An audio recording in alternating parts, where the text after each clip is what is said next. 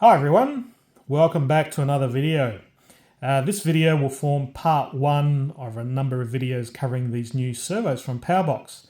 So in front of me we've got the HVC series of servos. So their very first HVC line of servos. So this one's a 45 kilogram servo. Standard sort of servo size. I'll give you the dimensions later.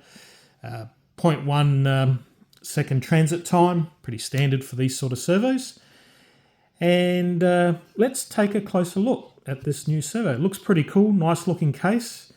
Got full aluminium case, of course, sort of a gunmetal grey center section. Got the black top. You can see the output spline there. I'll talk about that a little bit later as well. Got a nice red anodized bottom. And probably the biggest thing you'll see, there's no servo cable flopping around at this point in time. So we don't have any servo cable permanently attached to this servo.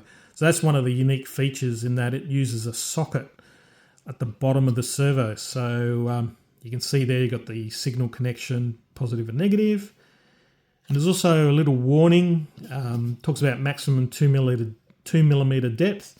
So that's for a little bracket that it's supplied with the servo, a little carbon fiber bracket, and you can secure it with a little screw. And basically that prevents the servo cable from being unplugged accidentally due to vibration or whatever. As a matter of fact, I can actually show you if I just grab this servo lead here, if I plug it in. So, you know, a particular servo, I think Futaba brought out one servo that had a servo plug. I think it used to go in through the side. But it wasn't executed that well, the design, because the actual servo plug sort of sat out like this, so sat proud of the case. But in this particular situation, you'll notice that the actual servo plug is actually sunken into the actual body of the servo. So we can't actually see the servo plug once it's plugged in. So all you have is the wires coming out. So that's pretty good, especially in the aircraft situations where, you know, if I grab a standard servo, so I've got a little Futaba servo here. I shouldn't say little because it's a standard size servo. You know, you have the cable exiting out the side, but in a lot of cases, sometimes that can get in the way. And it's handy to have this option of having the servo cable exit the servo at the bottom of the servo rather than at the side. You know, it can be handy. Sometimes it might get in the way. Like, for instance, if you've got limited room at the base of the servo, this sort of configuration may not be that useful. But like I said, for aircraft, in a lot of situations, this is probably a preferred option. So that's pretty handy. There is a securing bracket that is supplied with the servo. So a little carbon fiber bracket.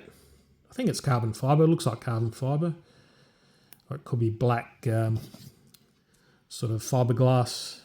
But let me try and, this is a bit fiddly, trying to balance it in front of the camera. Let me try and position the screw hole. There you go. I think I got it. So this little bracket and the screw supplied with the servo.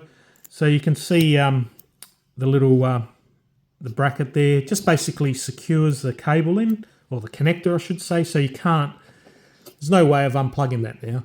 And in a lot of situations you can get away without actually using this bracket because it's held in there pretty firmly. And especially if you've got a scenario where room is tight, where the servo's installed, and you know, you might have this coiled up or whatever like this, and there might be the base of, you know, the aircraft or whatever's here. You know, there's no way this is going to unplug. So you may not want to use that bracket if you don't need to, if you think you don't need to. And like I said, just be aware, there is the warning here. You don't want the screw to be sticking out too far past the bracket. So 2 millimeters is the maximum thread length that you want, because the circuit board for the Roco electronics is along the base here. So yeah, if the screw's too long, you could damage the components on the board inside the servo. But if you use the supplied screw and the supplied bracket, no, not an issue. Okay, what else is a little bit different on these servos? So the mounting holes. You'll notice there's just holes in here, and if you look carefully, you can sort of see that's threaded. So these are threaded for 3mm M3 screws. So they're not like your typical, if I grab again my example of the Futaba servo here. So you've just got the larger holes. So these are designed for an eyelet. So normally you have the rubber grommet and the eyelet, and you know, these servos are secured that way. However, in this particular case, metric 3mm holes suitable for metric screws. And obviously you can use self-tapping screws, say into wood or whatever if you want to. As long as they're smaller than the internal dimensions of that hole, you'll be fine.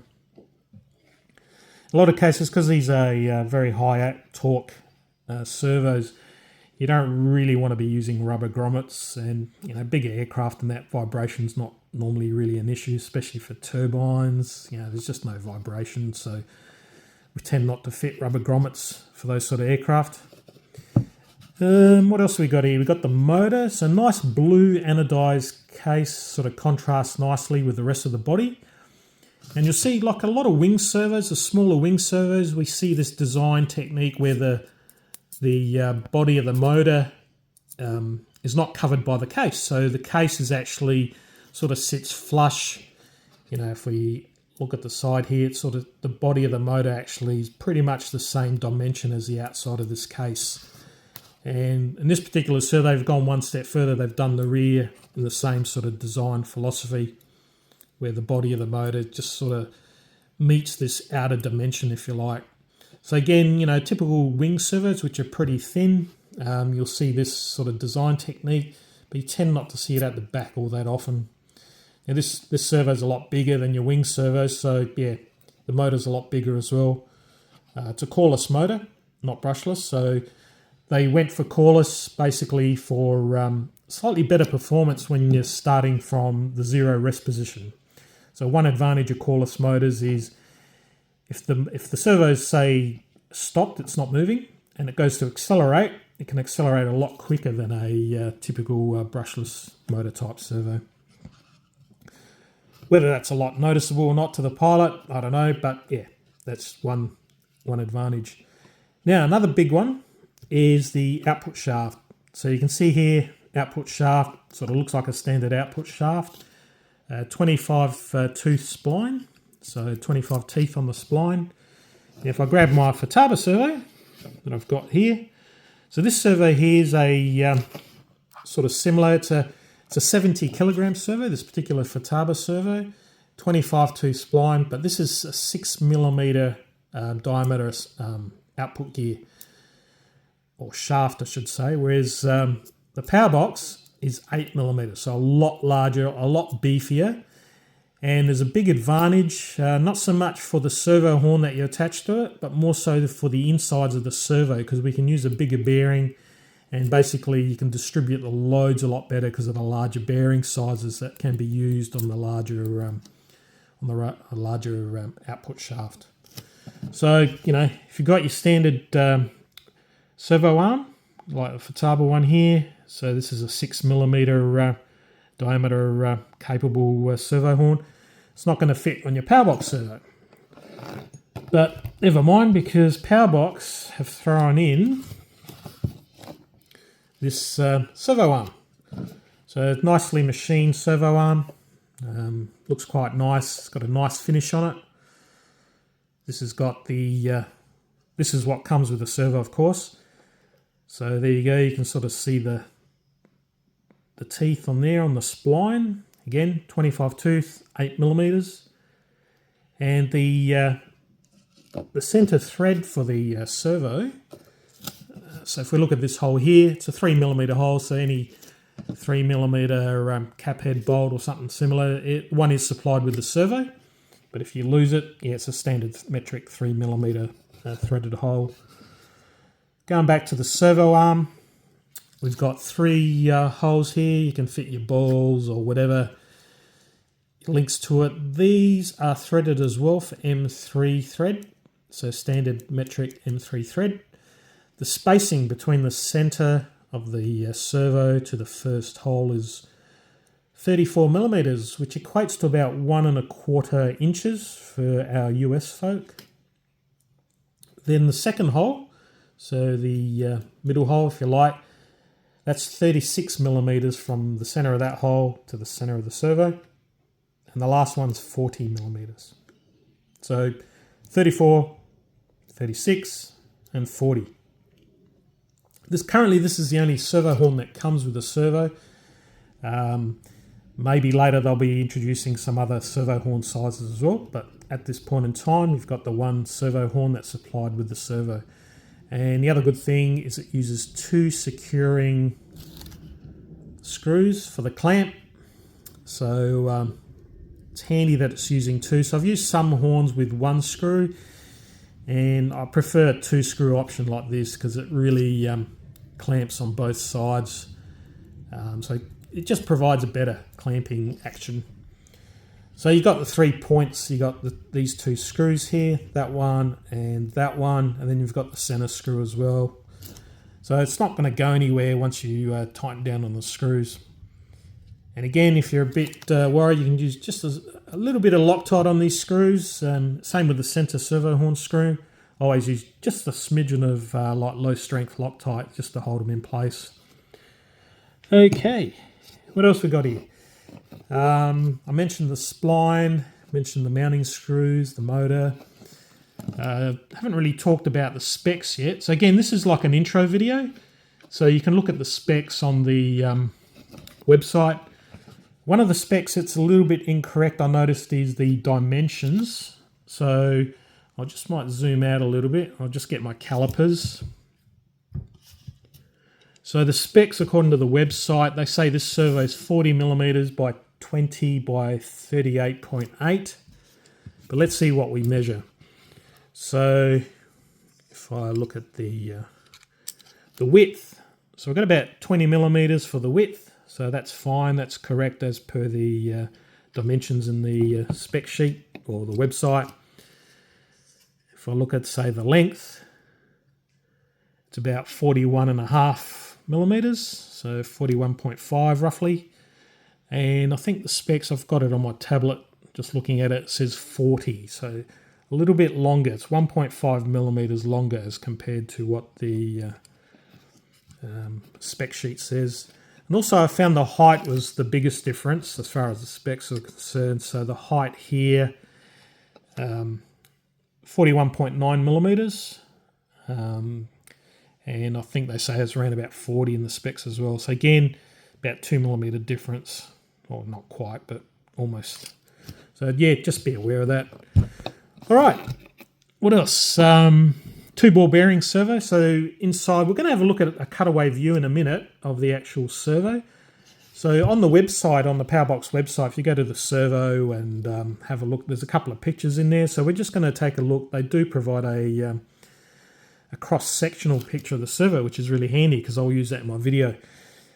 Just to explain a couple of features which I found unique and just something to be aware of in regards to, you know, what normally is hidden inside the servo. A lot of us may not be sort of really into the electronic side of things, but I'll explain a few little things which are go towards the overall performance of the servo. So one big thing, I suppose, the one major technological feature of the servo is that it uses Hall effects. So I do know there's other servos or other brands that use Hall effect sensors. So there's no potentiometer in this servo. And one advantage of that is there's no physical stop for this servo. So this servo can actually act like a winch. It can actually rotate, keep rotating all day long because there's no mechanical stop. So typically, if you've got a servo with a potentiometer, most potentiometers have got a limited rotation, so usually, you know, around about 270 or 300 and something degrees, but they can't do full 360 or further. However, with a Hall effects sensor, you can just keep rotating. And this servo can actually do that. And later on in another video, when I delve deeper into the performance and also the programming and all that, we'll take a look at that and we'll just see what opportunities that this servo allows us to use as far as use cases for our aircraft. All right, what else? I mentioned about the cable securing. Oh, another thing from a performance perspective, or not so much performance, but more so a feature, is that the servo uses PWM, of course, so we can plug the servo into any PWM standard receiver and it'll work just like a standard servo. No dramas there. It also supports S-Bus, so that's can be handy for some, I suppose, especially if you're using some sort of Futaba setup where you might already be using S-Bus servo. This servo supports S-Bus, and later on in this video I'll just show you just to prove that it does work.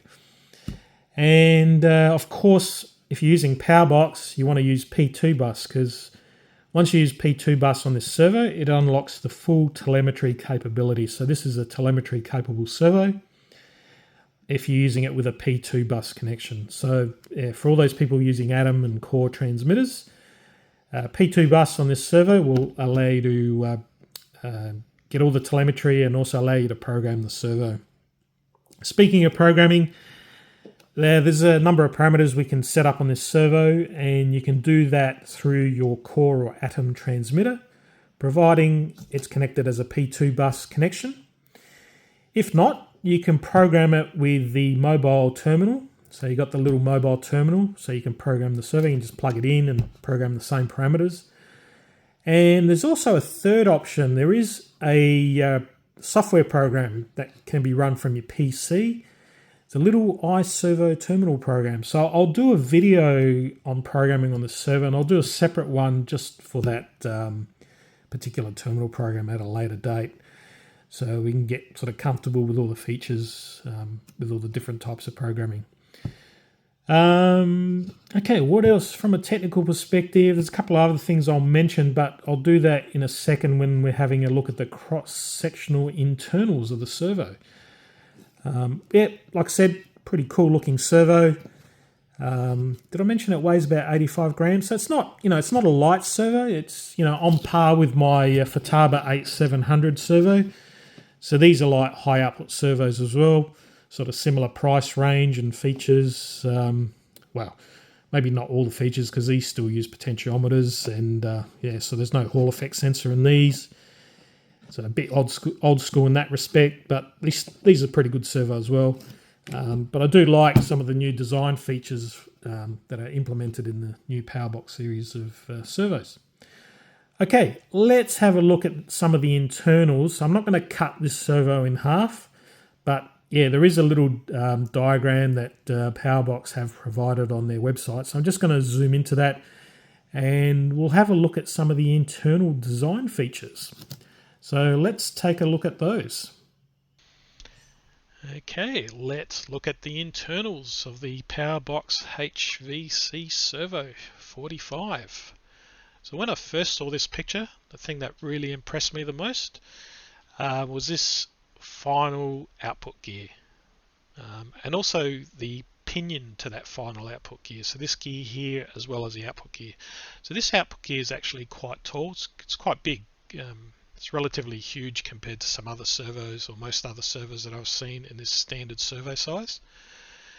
And you can see a lot of servos, the body at the top, the gear train if you like, or the gearbox section, if you open it up, they usually the actual casing will transfer across here. So all the gears are sort of situated in this top third or one quarter of the body of the total body of the servo. Whereas if you notice in this servo, this main gear actually traverses down almost halfway down into the body. That's how big this gear is. Obviously it's offset a little bit there, but it's actually quite a big gear.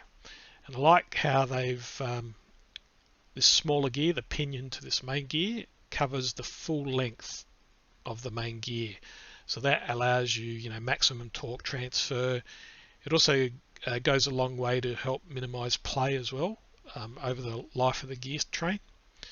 Basically, in effect, the more surface area you have making contact, the better it is. Not as important as you go back down through the gearbox, because the torque is reduced as we go back down through the gearbox. Now, hopefully PowerBox have chosen to have these gears manufactured out of a strong material, The gearbox in any servo is probably the most expensive component of the actual servo. So the majority of cost of the servo is probably the gear train. And this is where I see a lot of cheaper servos. What will happen is, you see these cheap servos with ridiculous claims of torque, and you buy one of those servos and it might be okay for the first few weeks they use it, but they tend to develop a lot of play over the life of the servo, and that's simply because they've used a cheaper gear set, cheaper materials. They cut corners, and one way to cut corners is you could have designed the same gearbox here, exactly the same gears, but using cheaper materials to make them a lot cheaper to machine, and that results in a cheaper servo, but the quality is reduced and they just don't last as long. Also, remember this servo case is fully aluminium, so all the internal framework's all aluminium, so the shafts that support these gears, the metal shafts will be basically sitting in metal, so that's good to see. Some servos will use plastic end components, and it's not really a good design feature, especially for a high output servo. Okay, moving along, the bearings. So there's two bearings. There's one up the top here, so that's top bearing, and there'll be one buried in here inside the gear here somewhere, probably at the bottom of it. You can't see it in here, but there's a similar size bearing down the bottom in here somewhere. And again, remember this shaft is an 8mm shaft, so it's bigger than most other servos. So the bearings can be designed, or basically the dimensions of the bearings are larger, which basically results in a bearing that can withstand a lot more side load compared to a smaller bearing. So larger is better when it comes to these sort of applications. Okay, let's move down a little bit. So if we move down to this section here, is quite interesting for people that sort of don't know much about electronics, but this is the servo entry plug point, if you like. So our servo plug sort of plugs into these pins, so that's fairly straightforward. And then the signals and power are transferred down to the main PCB. So the main PCB runs along the bottom. This little white thing here, it'll be an insulator, so it'll be some sort of plastic based material that basically prevents any of these components from shorting out to the aluminium case. And this is why, remember the 2mm screw for the servo bracket? You don't want it to be any longer than 2mm, otherwise you can damage the PCB. So that's why there was that warning I mentioned earlier. Okay, let's go back to these components here. So what's this bit here? So remember, this servo doesn't have any sort of potentiometer. So typically with a standard servo, there'll be a potentiometer mounted here somewhere, but you won't see any potentiometer here. But what we have is a shaft. So this shaft here rotates as the output shaft rotates. Okay, that's fairly straightforward. And at the very end, there's a magnet. It's a little cylindrical magnet by the looks of it. And if you look really carefully in here, it's not a very good circle, eh? Anyway, there's a little integrated circuit there. You can just sort of see some legs or whatever, and that's the Hall effect sensor. So Hall effect sensing, what is it? Basically detects the magnetic field. So as this magnet rotates, whether it rotates clockwise or anti-clockwise, doesn't matter, it changes the magnetic field orientation. So not the strength of the field, but the orientation of the field, and this sensor picks up on it, and it uses that as feedback to determine exactly where the shaft is positioned at any given point in time. So it basically replaces the potentiometer of a standard servo. The advantage of this setup is if you twist the top, if it's unpowered and you twist this around and around, there's no physical stop because there's no potentiometer. So most of the potentiometers have a physical stop. They can't keep rotating around generally. But in this situation, there's no physical stop. So later on in another video, when I show you the setup for travel and all that, you'll see some advantages by using this technique. Reliability is obviously another advantage. There's no potentiometer to wear out. These Hall effect sensing ICs don't really wear out at all. There's no wear and tear items basically. Okay, another feature in these servos is this capacitor here. There's actually two capacitors. You can only see one pictured in this cutaway view. So I assume the other one's pictured somewhere. I'm not sure where the other capacitor is, but apparently there's two capacitors. So these are not normally part of a standard servo. So PowerBox decided to introduce two capacitors internally to the servo, and that's to minimize predominantly any back EMF that's generated by the motor. So typically when you have a servo, they can act like a generator. So when the motor is actually rotating, it's actually feeding like spikes or pulses back into the power stream. And that can affect the electronics, believe it or not. So I know Mikado V-Bar had issues a couple of years ago with certain brands of servos. So typically, depending on the motor and the brand of servo, some servos are worse than others. Some servos do have some small capacitors internally. PowerBox have decided to use some big capacitors or relatively large capacitors. So the idea is to allow you to run long lead. So it's really bad if you're running a long lead to the servo or multiple servos off the same bus line. So it's good to see that they've put these capacitors inside the servo so you don't have to worry about adding any sort of capacitors to your system.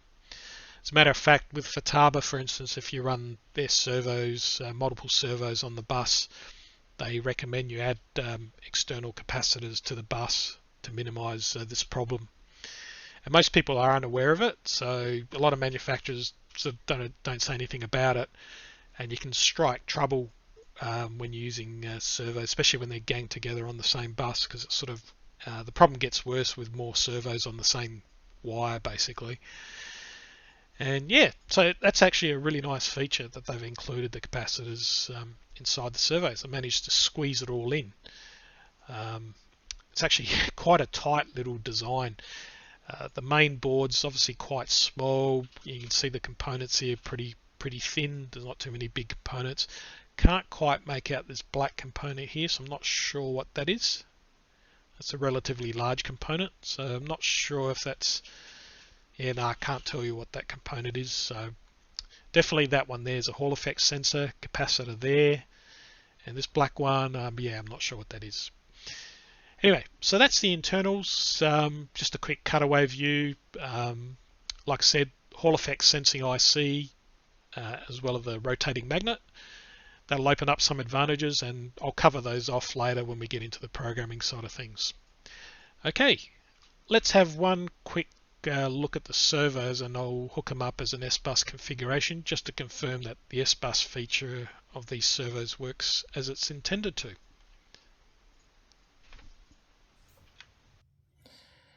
Okay, and just to prove, just before we close off this video, I just want to show you that a PowerBox servo will work on S-Bus okay. So I'll just grab the servo there. I'll grab a Futaba servo as well. So I've programmed this one for channel 1 S-Bus, or basically channel 1 on the bus connection. And this one's set up for channel 2. I've got a Futaba 18SZ transmitter here. So this is elevator and rudder for a mode 2 pilot. Sorry, elevator and aileron for a mode 2 pilot. So I've got elevator, I think is channel 2, and aileron's channel 1 from memory. I've got a little Y lead connection here. So basically I can plug the two servos in. So let's plug in the Futaba servo and the PowerBox servo. So they're just Y-leaded together, being a bus system. And then I've got a Futaba R7008SB receiver. And this particular receiver, there's an S-Bus 2 connection at the bottom here. So we're just going to use the S-Bus 2. It's basically the same as S-Bus, but with telemetry. Not that I'll be using telemetry in this case. But anyway, so that's basically a bus connection. So you can see here we've got the one cable, and we connect the two servos together to the one cable on the receiver. And I'll just grab a power lead, plug that into the receiver. So the receiver's powered up now, it's connected. And let's move elevator. So you can see the Futaba servos moving on elevator. And there's the PowerBox servo on aileron, which is channel 1. So we've got channel 2 and channel 1, or both. And again, yeah, basically they're both connected to the same data connection, or bus connection, I should say. So yeah, so it works fine on S-Bus. And later on in one of the other videos, I'll be covering off a proper P2 bus connection used with a PowerBox transmitter. And we'll go into the programming, examples, etc., etc. And probably in a third or fourth video, I'll look at connecting multiple servos together. So I'll have a couple of these servos connected together. And then we'll look at some of the options probably in the fourth or fifth video on, if you've got a mixture of, say, Futaba servos and PowerBox servos, what options do I have to connect the servos together in a bus configuration? And especially if you're concerned about telemetry. So, for instance, if you've got a PowerBox servo as well as a Futaba servo, we connect them together like we've done here. However, there's a drawback insofar as I can't get the telemetry out of these servos because we're not using P2 bus. The PowerBox servo does not send any telemetry through an S-bus connection because don't forget these are connected via in a typical S-bus configuration. S-bus doesn't handle telemetry, unfortunately. So P2 bus is a different story. So how do we, get any data from this servo? So there's a way of doing it, and we use an extra little device that we can connect to this servo, and I'll cover that off in a later video. Anyway, hopefully you've enjoyed. It's probably run a little bit long as for an introductory video, but hopefully you've enjoyed this video. And look out for some more further videos on these new servos. Catch you all later.